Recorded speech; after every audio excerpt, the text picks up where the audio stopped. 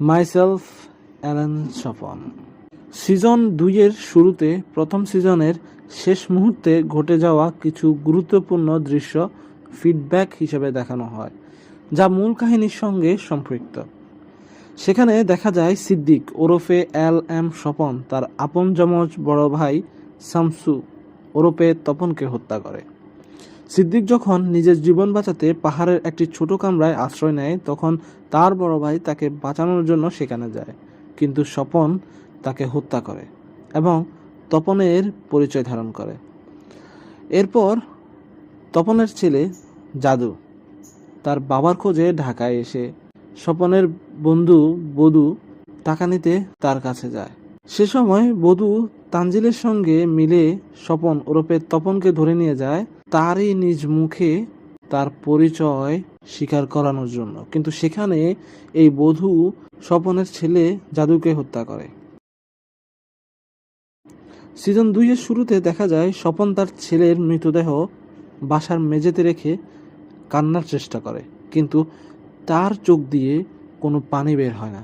সে নিজেকে গালিগালাজ করতে থাকে। তখন পাশ থেকে মিথিলা ওরফে শায়লা বলে, চোখের পানির কিছু হয়নি, আমাদের অন্তরটাই নষ্ট হয়ে গেছে। তুমি তো পুরনো ক্রিমিনাল, কিন্তু আমি এটা কিভাবে করলাম? আমি তো ছেলেটাকে বাঁচাতে পারতাম। স্বপন শায়লাকে সতর্ক করে দেয় যেন কোনো কর্মকাণ্ড না করে যা তাদের পরিচয় প্রকাশ করতে পারে, কারণ তানজিল তাদের ছেড়ে দিলেও পুরোপুরি পিছন ছাড়বে না। আগামী 2 থেকে 3 মাস তাদের সতর্ক হয়ে থাকতে হবে। শায়লা তার মেয়ের কাছে চলে যায়।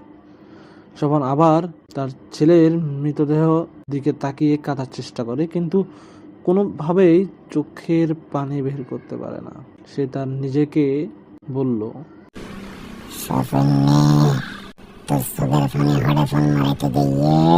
পরের দিন স্বপন ওরফে তপন জাদুর মৃতদেহ নিয়ে চট্টগ্রামের উদ্দেশ্যে রওনা দেয় সপরিবারে।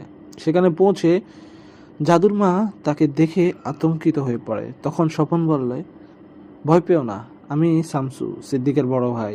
জাদুকে দাফন করার পর এলাকার এক প্রবীণ ব্যক্তি তপনকে বলে, জাদুর মায়ের বিয়ের ব্যবস্থা করুন, অথবা আপনি নিজেই তাকে বিয়ে করুন। তিনি আরও জানান, বধূ সেই বাড়িতে আসা যাওয়া করে, যা বদনাম সৃষ্টি করছে। এতে তপন মনে মনে রাগান্বিত হয়। যদিও সে নিজের পরিচয় পরিবর্তন করেছে, কিন্তু ব্যক্তি হিসাবে জাদুর মা তার স্ত্রী। বাড়ি ফিরে জাদুর মা কান্না